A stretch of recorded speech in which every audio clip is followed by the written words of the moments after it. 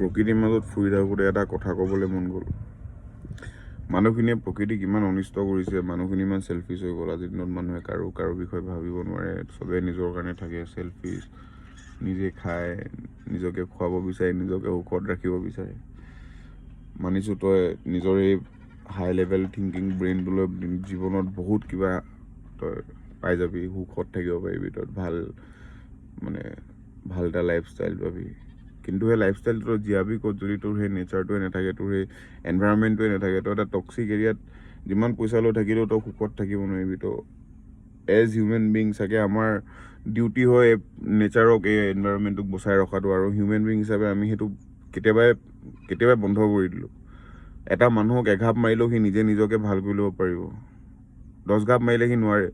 পৃথিৱীখনকো আমি এঘাপ মাৰিলে বা 100 ঘাপ মাৰিলে বা 1 লাখ ঘাপ মাৰিলেও সি নিজে ভাল কৰি ল'ব পাৰিব। কেলেকি এখন ডাঙৰ এটা লিভিং ক্ৰিয়েচাৰ, লিভিং আৰ্ট হয়, সি নিজে হিল কৰি ল'ব পাৰিব। খালি আমি হিউমেন বিঙে সেই পৃথিৱীখনৰ এঘাপ বা 1 লাখ ঘাপ মাৰি বহুত মাৰিলোঁ, ইনফিনাইট ষ্ট্ৰাইকছ মাৰিছোঁ আমি এখন পৃথিৱীত। সি নিজে হিল কৰা তাৰ কেপাচিটিটো কেতিয়াবাই হেৰাই দিলে।